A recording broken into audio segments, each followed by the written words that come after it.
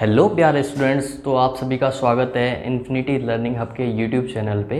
और आशा है आप सभी बहुत बढ़िया होंगे। काफ़ी दिनों की छुट्टियों के बाद आप लौटे हैं। तो आज हम स्टार्ट करने वाले हैं क्लास 11th का ब्यूटीफुल सा एक चैप्टर जो बच्चों को बहुत पसंद आता है, जिसका नाम है moment of inertia. Moment of inertia के बारे में हम आज बात करेंगे। तो सबसे पहले अपन बात करते हैं इनर्शिया क्या होता है। कि जैसे कि हमने पढ़ा है क्लास 11th के अंदर न्यूटन्स लॉज ऑफ मोशन में फर्स्ट लॉ ऑफ न्यूटन्स पढ़ा है। तो उसमें हमने क्या पढ़ा है बच्चों, उसमें हम पढ़ा है इनर्शिया क्या होता है। तो सबसे पहले अपन जान लेते हैं कि इनर्शिया क्या होता है। इनर्शिया होता है कि कोई भी बॉडी जो अपनी स्टेट में है, तो वो कोई भी स्टेट में हो सकती है, चाहे वो रेस्ट में हो सकती है या फिर वो यूनिफॉर्म वेलोसिटी से मूव हो सकती है। ठीक है, तो कोई भी वस्तु, कोई भी बॉडी अगर अपनी कंटिन्यूस स्टेट में रहना पसंद करती है, या तो वो अगर रेस्ट में है या अगर वो मूविंग है, तो अगर रेस्ट में है तो वो रेस्ट में ही रहना चाहती है ऑलवेज, और जब तक कि उस पर कोई एक्सटर्नल फोर्स ना लगाया जाए। और ऐसे ही क्या होता है, अगर वो मूव कर रही है यानी कि कांस्टेंट वेलोसिटी से अगर मूव कर रही है, तो वो क्या करेगी, अपनी ही स्टेट में मूव करती रहेगी जब तक भी उस पर कोई एक्स्ट्रा फोर्स नहीं लगाया जाए। जैसे कि हमने पढ़ा है कि अगर एक कार मूव कर रही है तो उस पर क्या करेगा, जब तक ब्रेक अप्लाई नहीं करेंगे, तब तक वो क्या करेगी, रुकेगी नहीं। या फिर वो एक रफ सरफेस पे अगर कोई भी बॉल मूव कर रही है तो उस पर फ्रिक्शन, एक्सटर्नल फोर्स अप्लाई हो रहा है, इसलिए वो क्या करेगी, रुक जाएगी। वरना वो अगर उस पर कोई एक्सटर्नल फोर्स ना होगा तो वो क्या नहीं आएगी, रुकेगी नहीं। ऐसा ही अपन क्या बोलते हैं, इनर्शिया। रेस्ट का इनर्शिया क्या होता है कि अगर कोई एक टेबल पे एक बुक रखी हुई है, तो जब तक उस बुक पे कोई एक्स्ट्रा फोर्स लगा के उसको डिस्प्लेस नहीं करोगे, वो हिलने वाली नहीं है। इसे बोलते हैं रेस्ट का इनर्शिया। साथ ही साथ अब हम पढ़ेंगे कि अगर एक कोई बॉडी रोटेट कर रही है अपने किसी एक एक्सिस के अबाउट, क्या कर रही है, एक एक्सिस के अबाउट अगर कोई बॉडी रोटेट कर रही है, तो वो तब तक अपनी स्टेट को मेंटेन रखेगी जब तक कि उस पर कोई एक्सटर्नल फोर्स, जिसे हम टॉर्क बोलते हैं, घुमाने के लिए क्या लगता है, टॉर्क लगता है बेटा। तो टॉर्क जब तक उस पर नहीं लगेगा तब तक वो क्या करेगी, अपनी स्टेट में ही घूमती रहेगी। जिसे क्या कहते हैं, जिसे उस बॉडी का क्या कहते हैं, मोमेंट ऑफ इनर्शिया कहते हैं।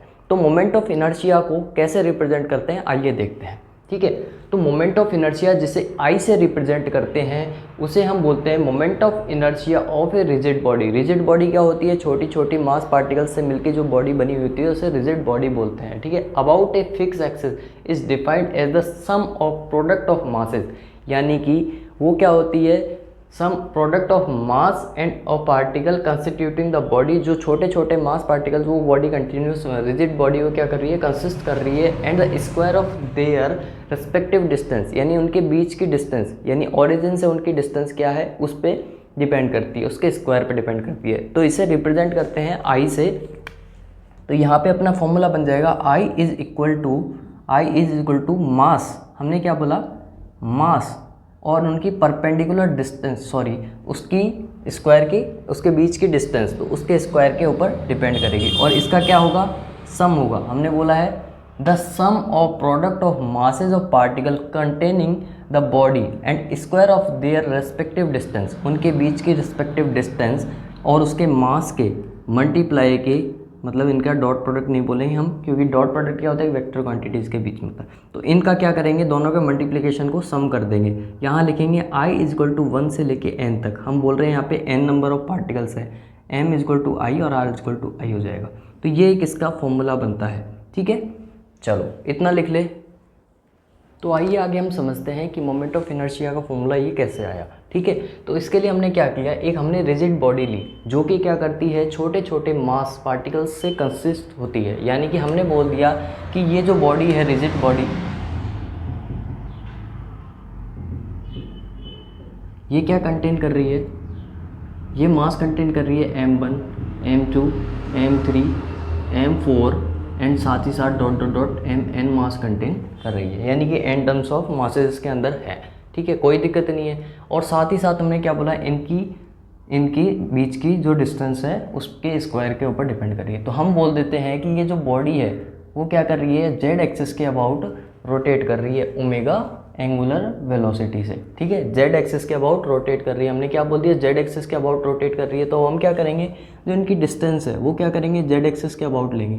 तो ये हम बोल देते हैं कि मास m1 की जो डिस्टेंस है जेड एक्सिस के अबाउट, वो कितनी है बेटा, वो है क्या, R1, और ये कितनी है R2, एंड M3 कितनी हो गई R3। ऐसे ही डॉट डॉट डॉट करके अगर अलग अलग पार्टिकल्स के लिए निकालेंगे तो वो कितनी आ जाएगी, Rn के बराबर आ जाएगी। ठीक है, तो हम क्या बोलते थे, इनकी जो डिस्टेंस है वो क्या हो जाएगी, R1, R2, R3, dot dot dot Rn तक है। ठीक है, Rn तक इसकी बीच की डिस्टेंस हो जाएगी। तो हमने क्या बोला, मोमेंट ऑफ इनर्शिया क्या होता है कि sum of product of masses and the distance का स्क्वायर। ठीक है, एंड द डिस्टेंस स्क्वायर। तो इनका सबका सम करेंगे तो moment of inertia I is equal to क्या हो जाएगा बेटा, ये हो जाएगा अपने पास m1 r1 का स्क्वायर प्लस m2 r2 का स्क्वायर प्लस m3 r3 का square plus dot dot dot mn rn का स्क्वायर। ठीक है, तो यहाँ से अगर हम क्या बोलें कि ये स्टेप क्या आ जाएगी, इजीली आ जाएगी। तो ये वाला फॉर्मूला यहाँ से जनरेट हुआ है। ठीक है, ये बात समझ में आ गई हो तो इसको नोट डाउन कर लीजिए। ठीक है बच्चों, इतना समझ में आ गया हो तो आगे बढ़ते हैं। अब हम समझते हैं कि जो मोमेंट ऑफ इनर्शिया हमारा आया है वो किन किन फैक्टर्स पे डिपेंड करता है। कुछ फैक्टर्स होंगे जिन पे मोमेंट ऑफ इनर्शिया डिपेंड करेगा, जैसे कि हम फॉर्मूले से भी देख पा रहे हैं कि फर्स्ट फैक्टर क्या हो जाएगा, इसका फर्स्ट फैक्टर हो जाएगा इट डिपेंड्स ऑन मास। ठीक है, second it depends on size of the body and shape of the body. Third हमारे पास में जो आएगा वो आएगा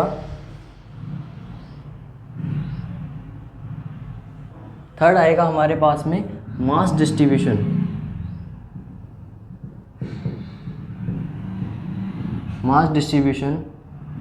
of body about rotation axis, यानी कि एक्सिस के अबाउट कहाँ कहाँ मास डिस्ट्रीब्यूटेड है उस पर डिपेंड करेगा। ठीक है, साथ ही साथ एक फोर्थ फैक्टर और आता है इसका, जो कि है अपना कि भाई अलग अलग एक्सिस के अबाउट मोमेंट ऑफ इनर्शिया भी अलग अलग होता है। ठीक है, तो एक्सिस के अबाउट क्या हो जाएगा,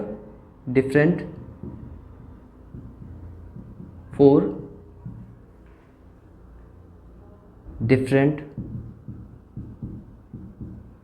moment of inertia is different, I is different for different axis. ठीक है, यानी x एक्सिस के अबाउट निकालोगे तो कुछ और आएगा, y एक्सिस के निकालोगे तो कुछ और आएगा, और z एक्सिस के अबाउट निकालोगे तो कुछ और आएगा। देखो बेटा, इतनी बातें ध्यान रख लो। ठीक है, आगे इसको लिख लो फिर देखो बेटा, इतनी बात समझ में आ गई है तो आगे देखते हैं। अब हम टॉपिक जिसके बारे में बात करने वाले हैं वो क्या हो जाएगा हमारे पास, relation between rotational kinetic energy and moment of inertia. यानी कि कोई भी बॉडी अगर अपने एक्सिस के अबाउट क्या कर रही है, रोटेट कर रही है। मान लो ये बॉडी है, ठीक है, ये कोई बॉडी है, इसके पास ये बोल देते हैं m1, ये m2, ये m3 एंड ये m4 करके इसके पास में मास है।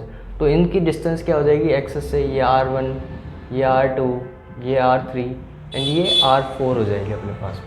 ठीक है, ओके, इतनी बात समझ में आ गई हो तो आगे बढ़े। ये क्या कर रही है, इस एक्सिस के अबाउट ओमेगा से रोटेट कर रही है। ठीक है, अब हमें पता है कि काइनेटिक एनर्जी क्या होती है। काइनेटिक एनर्जी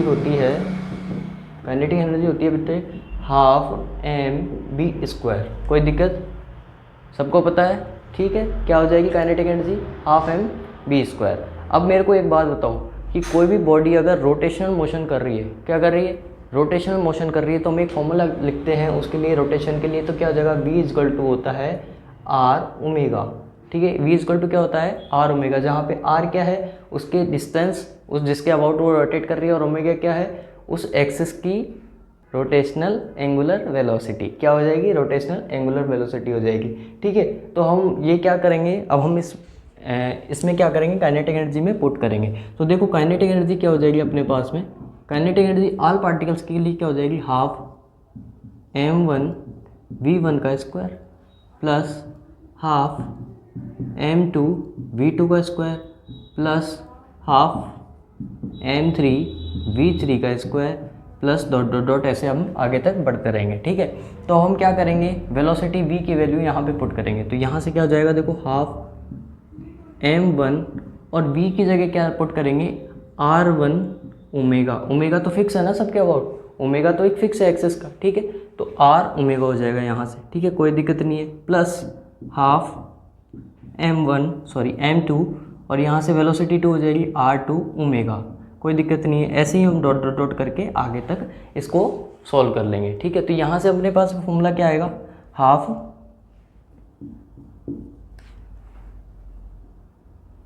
इसका स्क्वायर भी तो होगा ना बेटे, तो इसका स्क्वायर हो जाएगा। तो यहाँ से क्या आ जाएगा, m1 r1 का स्क्वायर ओमेगा का square plus half m2 r2 और r2 का स्क्वायर और ओमेगा का क्या आ जाएगा, देखो काइनेटिक एनर्जी क्या आ जाएगी, काइनेटिक एनर्जी आ जाएगी हाफ m r1 का स्क्वायर ओमेगा 1 स्क्वायर, ठीक है, हाफ m r1 का स्क्वायर ओमेगा 1 स्क्वायर। कोई दिक्कत नहीं है, यहाँ से ओमेगा को क्या ले ले, कॉमन ले ले, क्या कॉमन ले ले, क्या देखो हाफ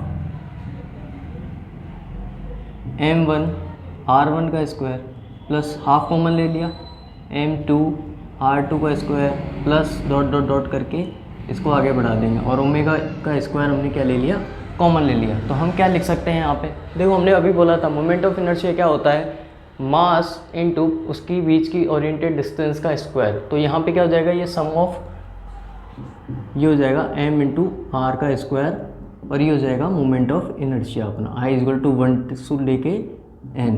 तो यहाँ क्या हो जाएगा, I इक्वल टू ये हो जाएगा। तो हम क्या इसकी जगह I पुट कर दें, तो ये हो जाएगा हाफ I ओमेगा स्क्वायर, यानी कि काइनेटिक एनर्जी और मोमेंट ऑफ इनर्शिया में एक रिलेशन निकल के आया, वो क्या हो जाएगा, kinetic energy is equal to हो जाएगा हाफ I ओमेगा स्क्वायर। यानी कि हम बोल देते हैं कि अगर कोई भी बॉडी किसी एक्सिस के अबाउट अगर रोटेशन कर रही है जिसका मोमेंट ऑफ इनर्शिया क्या है, I है, और उसकी एंगुलर वेलोसिटी क्या है, ओमेगा है, तो उसकी काइनेटिक एनर्जी क्या हो जाएगी बेटा, हाफ I ओमेगा स्क्वायर हो जाए। तो आशा है आपको ये वाला पार्ट समझ में आया होगा, ठीक है। मिलते हैं नेक्स्ट वीडियो में इसकी कुछ थ्योरम्स के साथ में, कुछ क्वेश्चंस के साथ में। तो प्लीज़ आप चैनल को ज़रूर सब्सक्राइब कीजिएगा और अपने फ्रेंड्स के साथ में शेयर ज़रूर कीजिएगा, जिससे ये वीडियो और लोगों तक पहुँचे। Thank you.